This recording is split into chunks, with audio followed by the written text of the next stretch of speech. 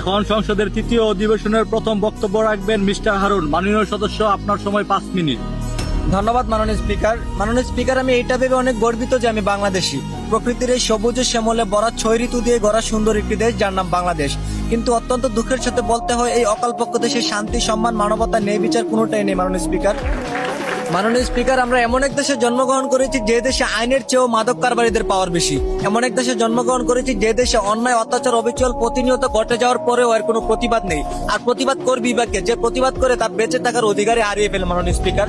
মাননীয় স্পিকার, আজ আমরা উন্নতিশীল জাপান থেকে প্রায় 200 বছর পিছিয়ে কেন জানেন? তারা সরকারের আদেশ অনুযায়ী প্রতিদিন 8 ঘন্টা ব্যক্তিগত ডিউটি করার পরেও নির্দিষ্ট 2 ঘন্টা দেশ এবং দেশের উন্নয়নের লক্ষ্যে কাজ করে থাকে মাননীয় স্পিকার। আর আমরা কাজের পাশাপাশি একে অপরের পিছনে আঙ্গুল ঠেকাতে ব্যস্ত থাকি, চুরি, ছিনতাই, খুন খারাপি করে নিজে বড়লোক হওয়ার চেষ্টা করি মাননীয় স্পিকার।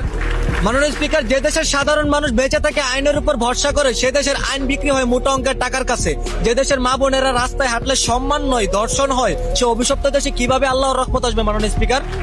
দেশটা যেন আজ মাদক কারবারিদের হাতে। প্রতিটা এলাকা, প্রতিটা অঞ্চল আজ মাদক দ্বারা পরিপূর্ণ মাননীয় স্পিকার। আর মাদক হলো এমন একটা জিনিস যে খায় সে নিজেও ধ্বংস, এমনকি পাড়া প্রতিবেশীদেরকে অত্যাচার করে বেড়ায়, কারণ তাকে সবাই ভয় পায় মাননীয় স্পিকার। মাননীয় স্পিকার, যে দেশের শিক্ষার্থীরা দেশ ও জাতির উন্নয়নে 24 ঘন্টায় পড়াশোনায় মনোযোগ দেওয়ার কথা, সে দেশের শিক্ষার্থীরা প্রেমিক প্রেমিকা, গার্লফ্রেন্ড বয়ফ্রেন্ড নিয়ে পার্কে ঘুরে। এটার জন্য তাদের বাধ্যতামূলক হয়ে গেছে মাননীয় স্পিকার।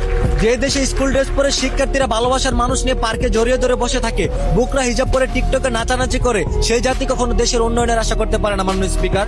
মাননীয় স্পিকার, আপনি সহ পুরো জাতির কাছে আমার একটাই আবেদন, ব্যক্তিগত নয়, দেশ উন্নয়নের চেষ্টা করুন। মারামারি, খুন খারাপি, চাঁদাবাজি, টেন্ডারবাজি বাদ দিয়ে আল্লাহর নৈকট্য লাভ করে দেশে শান্তি ফিরিয়ে আনুন। ধন্যবাদ মাননীয় স্পিকার। দ্বিতীয়বারের মতো সংসদে বক্তব্য রাখবেন মোহাম্মদ দুলাল। মাননীয় সদস্য, আপনার সময় 6 মিনিট। ধন্যবাদ মাননীয় স্পিকার। মাননীয় স্পিকার, আমাদের দেশে যাতায়াত ব্যবস্থা এতটাই দুর্বল যে গত ঈদ উল ফিতরে কর্মস্থল থেকে বাড়ি ফেরার পথে সড়ক দুর্ঘটনায় প্রাণ যায় হাজারো মানুষের। যেখানে করার কথা ছিল পরিবারকে নিয়ে আনন্দ, সেখানে নেমে আসলো সুখের ছায়া মাননীয় স্পিকার। মাননীয় স্পিকার, আমাদের দেশে সড়ক দুর্ঘটনায় যতগুলি মানুষের প্রাণ যায়, মনে হয় ইরান, আমেরিকা, ইসরায়েলের যুদ্ধ এতগুলি প্রাণ ঝরে মাননীয় স্পিকার। মাননীয় স্পিকার, বেপরোয়া গতি, মাদকাসক্ত ড্রাইভার, ট্রাফিকদের অনিয়মের কারণে এই সমস্ত ঘটনা ঘটে মাননীয় স্পিকার। এই ব্যাপারে দৃশ্যমান কোনো বিআরটিসির পদক্ষেপ আমরা দেখি না মাননীয় স্পিকার। মাননীয় স্পিকার, বেপরোয়া গতি, মাদকাসক্ত ড্রাইভার, ট্রাফিক অনিয়মের কারণে এই সমস্ত ঘটনা ঘটে মাননীয় স্পিকার। এই ব্যাপারে বিআরটিসির দৃশ্যমান কোনো পদক্ষেপ চোখে পড়ে না মাননীয় স্পিকার। মাননীয় স্পিকার, আমাদের সবার একটাই অনুরোধ, এবার ঈদ উল আজহা উপলক্ষে কর্মস্থল থেকে বাড়ি ফেরার পথে যাতায়াত ব্যবস্থার কারণে যেন কোনো মায়ের বুক খালি না হয় মাননীয় স্পিকার। ধন্যবাদ।